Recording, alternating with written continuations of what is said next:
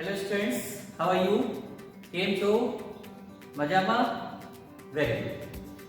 First of all, welcome you all in IGRS and we are discussing the lesson acids, bases and salts. And today we are going to study the properties of acids and bases. Yes, the properties of acids and bases.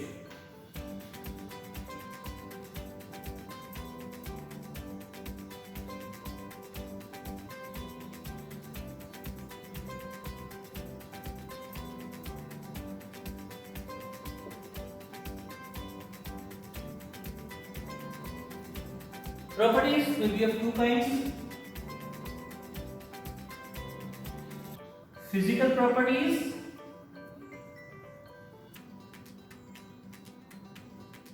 and chemical properties.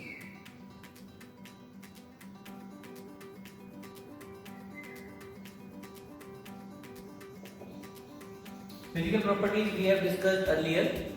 पहले इन पर discuss हम लोग कर चुके हैं, है ना। आज हम लोग डिस्कस करने जा रहे हैं केमिकल प्रॉपर्टीज पर। तो एसिड्स और बेसिस की केमिकल प्रॉपर्टीज क्या होती है समझो।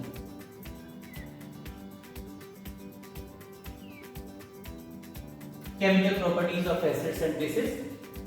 First property, reaction with metals.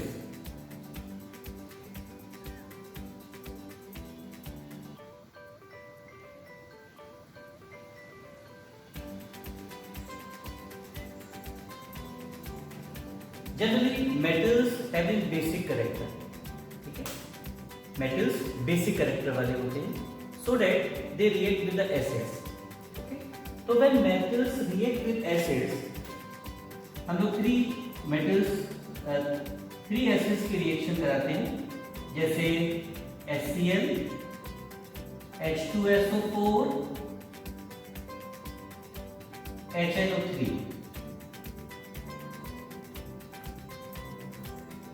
When HCl react with zinc metal, what happens? The compound will be ZnCl2 plus 2Hcl. ZnCl2 plus H2. Hydrogen gas evolved. Now the question arises: why the formula of zinc chloride is ZnCl2? As in 11th standard we have studied that zinc has +2 charge and Cl has -1 charge. So for reacting with zinc, 2 Cl minus atom will be required, है ना। जैसे आप market में कोई चीज purchase करने के लिए जाते हैं और कोई चीज सपोज 2 रुपीज की है, तो आपके पास दो ऑप्शन होते हैं, या तो आप 2 रुपये का एक कॉइन दे दो या 1 रुपीज के 2 कॉइन दे दो, लेकिन जितना अमाउंट है उतना तो देना पड़ेगा। तो यहां पर Zn+2 और Zn+2 को न्यूट्रलाइज करने के लिए या तो कोई अकेला मिल जाए जो -2 वाला हो, और या फिर -1 वाले 2 आयंस इसके साथ रिएक्ट करें। इन दोनों ही कंडीशन में रिएक्शन होती है। तो ZnCl2 plus H2, hydrogen gas evolved. When metals react with acids, hydrogen gas evolved. Okay. Suppose H2SO4 and H2SO4 react with any other metal. Suppose magnesium ले लिया हमने, तो MgSO4 plus hydrogen. HNO3, suppose हमने sodium ले लिया, तो hydrogen निकालने के लिए 2, तो NaNO3 plus hydrogen. So we can say that metals react with acids, then salts are formed and hydrogen gas is evolved. अब इसका एक बहुत फेमस टेस्ट है जिसे हम कहते हैं हॉप टेस्ट।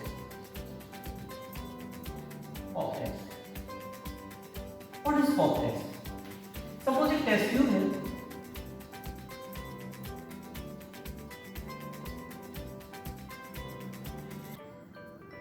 इस टेस्ट ट्यूब में मेटल है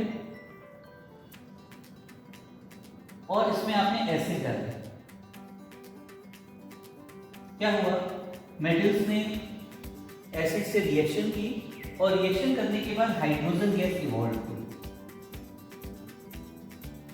अब आपको कैसे पता कि हाइड्रोजन? तो आप क्या करते हो कि एक मैच स्टिक, एक माचिस की तीली, जलती हुई माचिस की तीली इसके पास लेकर आते हो, और जब जलती हुई माचिस की तीली इसके पास लेकर आते हो तो पॉप साउंड डेवलप होती है ना, पॉप साउंड। और ये पॉप साउंड टेस्ट है हाइड्रोजन गैस का। तो इससे प्रूफ होता है कि निकलने वाली गैस हाइड्रोजन है। Okay, hydrogen gas. Second is reaction में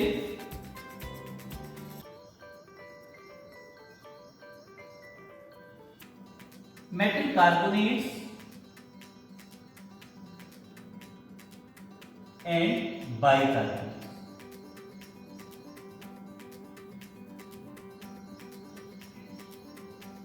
आप लोग पूछोगे कार्बोनेट्स और बाइकार्बोनेट्स क्या होते हैं? देखो, कार्बोनेट्स वो होते हैं जिनके पास CO3-2, इस आयन को कहते हैं कार्बोनेट आयन। तो जिनके पास कार्बोनेट आयन होता है उन्हें कहते हैं carbonates. And bicarbonates are HCO3-, this is bicarbonate. Bicarbonate, तो बाइकार्बोनेट आयन जिनके पास होता है उन्हें कहते हैं बाइकार्बोनेट्स। ओके, अब सपोज हमें कार्बोनेट से रिएक्शन करवाना है और सोडियम का कार्बोनेट है, तो अगर इसके पास -2 है और सोडियम इसके साथ कनेक्ट होगा तो 2 सोडियम की जरूरत पड़ेगी, because sodium has +1 charge and carbonate has -2 charge. So for neutralizing this, we need 2 ions of sodium, and when sodium carbonate react with acid, suppose it react with HCl, क्या होगा? 2 Ne, तो 2 Cl हो गए, तो 2 NaCl बन जाएगा, that is salt। अच्छा, 2H और यहां से एक O आ गया तो बन गया H2O और यहां बच गया CO। तो when metal carbonates react with HCl और react with any acid, suppose कोई और एसिड लेते हैं और यहां पर हम सोडियम कार्बोनेट की जगह कैल्शियम कार्बोनेट ले लेते हैं, तो कैल्शियम कार्बोनेट Ca के पास +2 होता है और CO3 के पास -2 है ही, तो CO3 Ca के केवल एक आयन के साथ में रिएक्ट कर सकता है एंड CaCO3। अब सपोज ये रिएक्ट करता है H2SO4 के साथ, then what happen? CaSO4 calcium sulphate plus H2O plus CO, CO2 कैसे होगी यहां पे?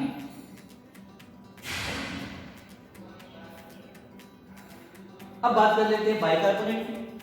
सपोज हमारे पास बाइकार्बोनेट है, पोटेशियम का बाइकार्बोनेट ले लें KHCO3। यहाँ एक K क्यों लिया? अरे भाई यहाँ पर HCO3 पे एक माइनस है ना, तो इसे न्यूट्रलाइज करने के लिए only 1 K plus is sufficient. तो KHCO3 प्लस कैसे कराएं? HNO3 अच्छा लगता है, HNO3 से कराएंगे कोई भी एसिड। What happen? KNO3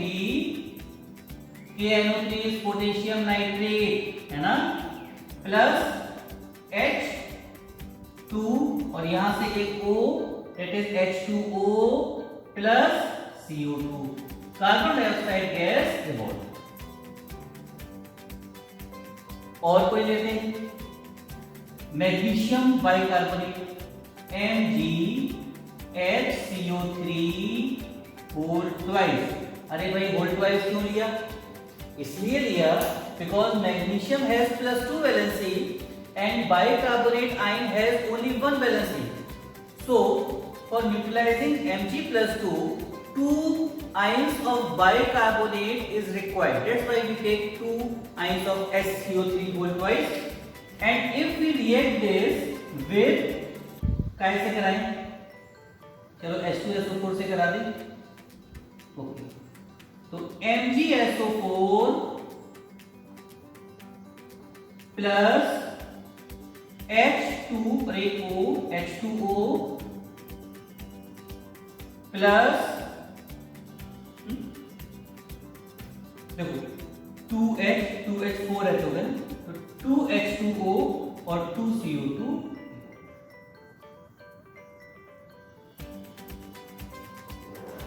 सब में CO2 गैस की बात होती है। तो एक प्रिंसिपल इसका ये बना सकते हैं कि when acids react with metal carbonates or metal bicarbonates, then what happen?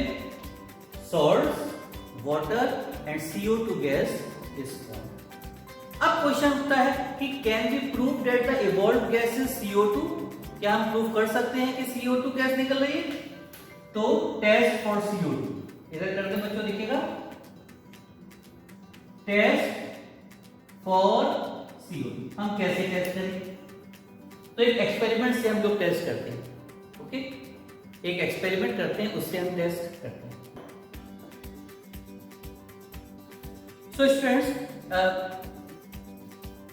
For confirming the evolved gas is CO2, we did an experiment.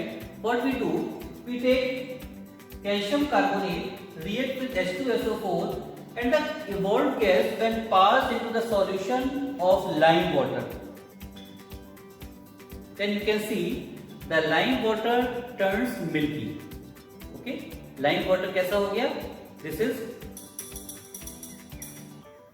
is lime water. You can see this is the lime water. And when we pass the gas, evolved gas into lime water, then lime water becomes milky. Why it becomes milky? Very simple. Lime water is calcium hydroxide. This is lime water, and when this lime water reacts with CO2 gas, it forms CaCO3 and H2O gas. Calcium carbonate का formation होता है, और calcium carbonate के formation की वजह से solution का रंग कैसा हो जाता है जी? मिल्की हो जाता है। ओके, तो दो केमिकल प्रॉपर्टी हम लोगों ने पढ़ी, दोनों के लिए अलग अलग टेस्ट है। First, when metals react with the acids, hydrogen gas evolved, and for confirming the evolved gas is hydrogen, we can do pop test. And second one, when acids react with metal carbonates or metal bicarbonates, in this situation CO2 gas is evolved, and for confirming the evolved gas is CO2, we can do lime water test. This test is called lime water test. Okay, because when CO2 passes into the solution of calcium hydroxide, that is lime water, it becomes milky. And why it becomes milky? Because the formation of calcium carbonate. Okay, next property, let us see. Next property is reaction of acids with bases. Acids की basis के साथ reaction. When acids react with bases, salts and water is formed. This reaction is called neutralization reaction.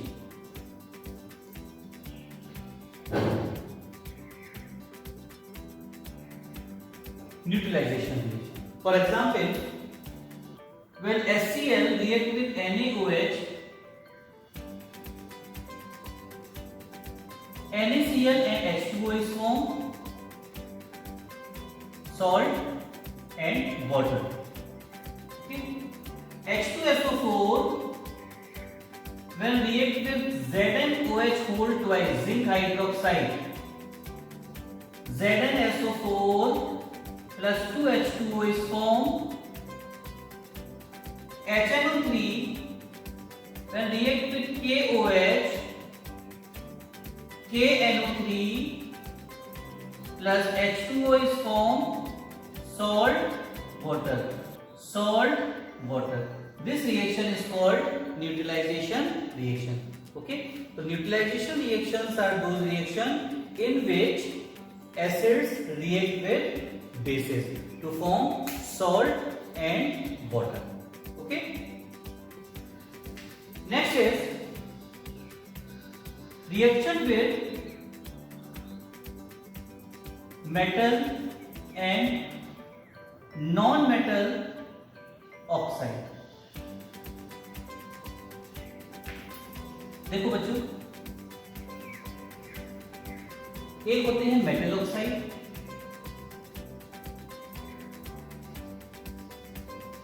Metal oxide means metal के oxide, metal के oxide means हो सकते हैं जैसे copper oxide हो गया, जिंक ऑक्साइड हो गया, लेड ऑक्साइड हो गया, कोई भी metal oxide.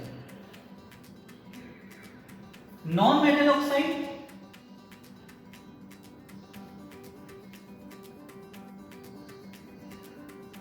Non metal oxide होते हैं जैसे CO2 हो गया, SO2 हो गया, NO2 हो गया. तो जो मेटल के ऑक्साइड होते हैं they are of basic nature, because metals जितने भी होते हैं वो बेसिक नेचर वाले होते हैं. बेसिक नेचर वाले क्यों होते हैं? Because they have tendency to lose electron. जो इलेक्ट्रॉन लूज करता है वो बेसिक नेचर वाला होता है, और जो इलेक्ट्रॉन गेन करता है वो एसिडिक नेचर का होता है. तो जितने भी मेटल्स हैं वो सब इलेक्ट्रॉन लूज करने की टेंडेंसी रखती है. नेक्स्ट लेसन में हम लोग पढ़ने वाले हैं मेटल्स एंड नॉन मेटल्स. और जितने भी नॉन मेटल्स हैं वो सब इलेक्ट्रॉन गेन करने वाली टेंडेंसी होती है. तो इसी वजह से मेटल की जो ऑक्साइड्स हैं वो बेसिक ऑक्साइड्स होते हैं, और नॉन मेटल की ऑक्साइड्स एसिडिक ऑक्साइड्स होते हैं. These all are acidic.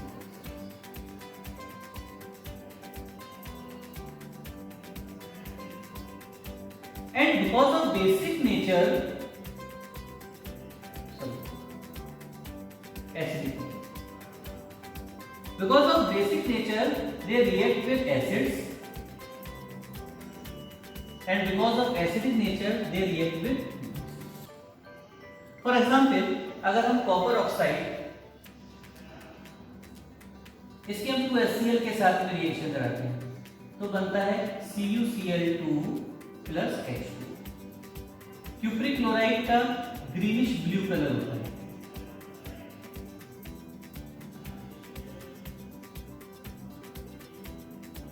Because cupric ion has greenish blue colour.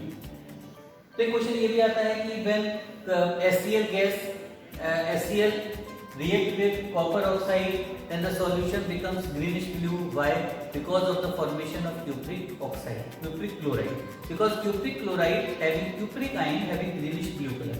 Although copper oxide also have cupric ion, but copper oxide can't dissolve when dissolved in water. It can't dissociate. Okay, that's why it never give greenish blue color. But when it reacts with HCl, then it forms CuCl2 which gives greenish blue color. Okay, and acidic nature जैसे suppose CO2 है, इसकी हम किसी base से reaction कराएं, NaOH के साथ में रिएक्शन कराएं CO2 की, तो क्या बनेगा? Na2CO3 प्लस H2O, है ना. एक हमने पढ़ा था अभी CaOH hold wise calcium hydroxide, इसकी जब रिएक्शन कराते थे तो बनता था CaCO3 प्लस H2O. कहने का मतलब ये है कि जब एसिडिक ऑक्साइड किसी भी बेस से रिएक्शन करते हैं तब कार्बोनेट्स का फॉर्मेशन होता है. ओके, और जब बेसिक ऑक्साइड एसिड से रिएक्शन करते हैं तो सॉल्ट एंड H2O का फॉर्मेशन होता है. Next topic is pH value. pH, what is pH? पहली बात तो P स्मॉल लिखा जाता है, H कैपिटल लिखा जाता है.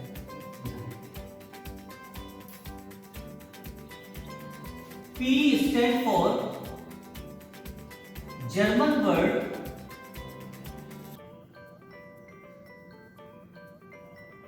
potence, which means power. Power. And H for hydrogen. That is power of hydrogen.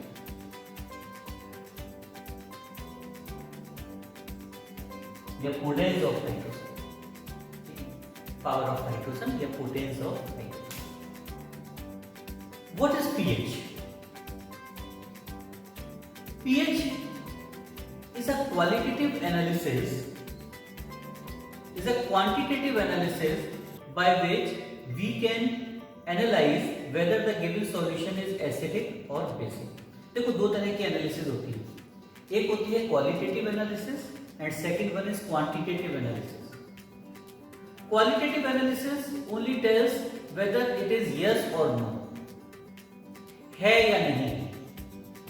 जैसे एक बच्चे को फीवर आया, वो मेरे पास में आया, मैंने उसका हाथ देखा, हाथ गर्म था, माथा गर्म था, यस ही और शी हैज फीवर. और नहीं है तो मैंने कहा नहीं है फीवर. ये एनालिसिस कैसी है? क्वालिटेटिव, है या नहीं. अब एक दूसरी बात, मैं थर्मामीटर लेके आया और थर्मामीटर लगा करके मैंने देखा कि उसको फीवर कितना है, बिल्कुल बॉर्डर लाइन है, 99, 100 या 101, 102, कितना फीवर है.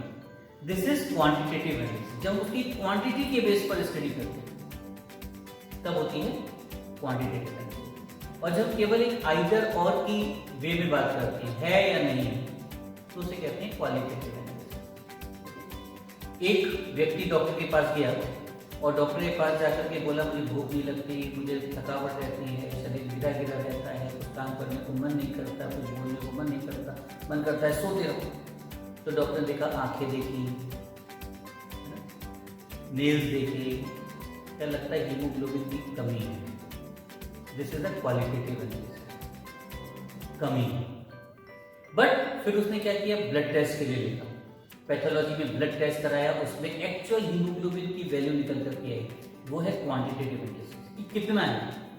तो अभी तक जो हम एसिड्स और बेसिस के बारे में बात करते थे वो सारी क्वालिटेटिव एनालिसिस थी. हमने लिटमस पेपर डाला, लिटमस पेपर ब्लू से रेड हुआ, एसिड है, रेड से ब्लू हुआ, बेस है, इधर यस और नो. अब अगर हमारे पास दो तीन एसिड्स हैं, एक हमारे पास वीक एसिड है जैसे इथेनोइक एसिड, एसिटिक एसिड, एक हमारे पास स्ट्रॉन्ग एसिड है HCl, H2SO4. अब दोनों सामने रखे और पूछा कि भाई बताइए इनमें से क्या, तो वो तो दोनों को ही बताएगा कि यहाँ एसिड्स है क्योंकि दोनों एसिड है. लेकिन उनमें से कौन सा पावरफुल एसिड है और कौन सा वीक एसिड है, इसको बताने का कोई तरीका अभी तक हमारे पास में नहीं था. एक साइंटिस्ट हुए जिनका नाम था सोरेनसन. इन्होंने सबसे पहले पीएच का कॉन्सेप्ट दिया और उन्होंने हाइड्रोजन की पावर के बेस पर पीएच को डिफाइन किया और कहा कि ये क्वालिटेटिव एनालिसिस नहीं है, ये क्वांटिटेटिव एनालिसिस है. बिकॉज इससे हम न केवल ये बता सकते हैं कि दिया गया सॉल्यूशन एसिडिक है या बेसिक है, बल्कि ये भी बता सकते हैं कि दिया गया सॉल्यूशन कितना एसिडिक है या कितना बेसिक है. बेटा पीएच जो है सोरेनसन जी ने दिया था,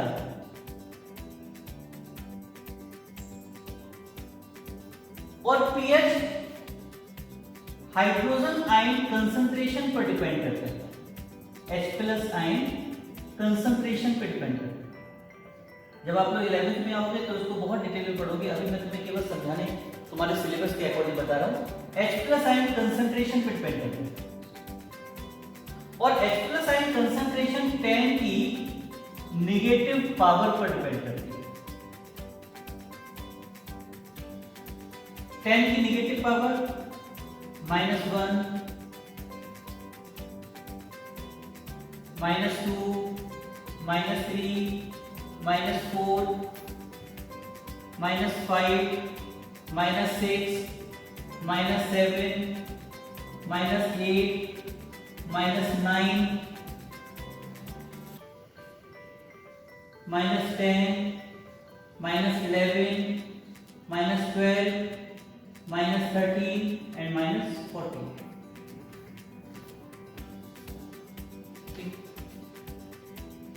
10 to the power -1 से -14। जब 10 to the power -1 H plus ion concentration है तो pH है 1, 2 है तो pH है 2, और 3 pH 3, जब 4 है तो pH 4, 5 है तो pH 5, 6 है तो pH 6, 7 है तो pH 7, 8 है तो pH 8, 9 है तो pH 9, 10 है तो pH 10, 11 है तो pH 11, 12 के लिए 12, 13 के लिए 13 एंड 14 के लिए 14। जिसकी pH 7 है उसे हम कहते हैं ये न्यूट्रल है। क्या है? Neutral. Neutral means neither acidic nor basic, ना तो एसिडिक है ना बेसिक है, ये तो न्यूट्रल है। और जैसे जैसे pH 7 से कम होती जाती है वैसे वैसे एसिडिक कैरेक्टर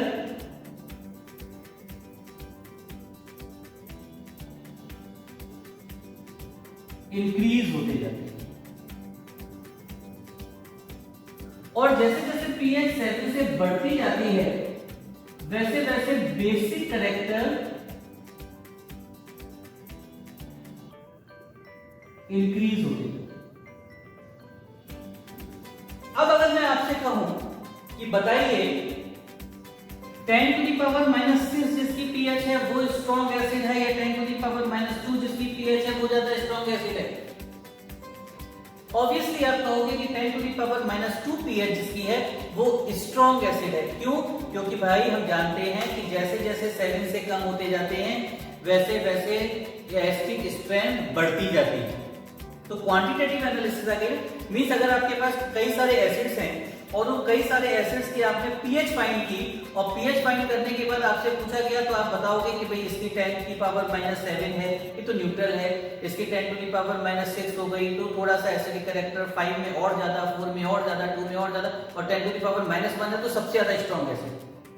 तो आप सारे एसिड्स को एक जैसी लाठी से नहीं हाँक सकते, एक जैसी भाषा में नहीं बोल सकते।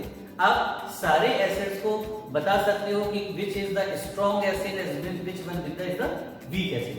जस्ट लाइक है बेसिस में आप जानते हो कि 7 से 30 है, मींस जो 7 से जस्ट ऊपर pH है वो वीक है, वीक बेस है। और जैसे जैसे और ज्यादा पावर बढ़ती जाएगी, जैसे जैसे pH वैल्यू बढ़ती जाएगी 7 से, वैसे वैसे बेसिक स्ट्रेंथ इंक्रीज होती जाएगी, बढ़ती जाएगी। ठीक है, समझ में आया? एट लास्ट 2 क्वेश्चंस हैं रिलेटेड टू pH, ये आपके एनसीईआरटी में ब्लू क्वेश्चंस हैं। You have 2 solutions A and B. The pH of solution A is 6 and pH of solution B is 8. Which solution has more hydrogen ion concentration? देखिए इसका solution, pH जब 6 है तो H plus ion concentration कितनी होगी? 10 to the power -6, and if pH is 8 then H plus ion concentration कितनी होगी? 10 to the power -8। अब आपसे पूछा जाए इन दोनों में किसकी H plus ion concentration ज्यादा है? किसकी ज्यादा है? ऑब्वियसली -6 की ज्यादा है। ओके, क्यों? क्योंकि नेगेटिव पावर है ना, तो -8 की H plus ion concentration कम है, -8, -7, -6, -5, -4, -3, -2, -1 ऐसे करके, तो -6 ज्यादा है। Let's say what effect on the concentration of H plus ion have on the nature of solution? H plus ion concentration जैसे जैसे बढ़ती जाती है वैसे वैसे सॉल्यूशन एसिडिक होता जाता है। ठीक है, तो इसका आंसर सिर्फ लिखोगे एसिडिक नेचर।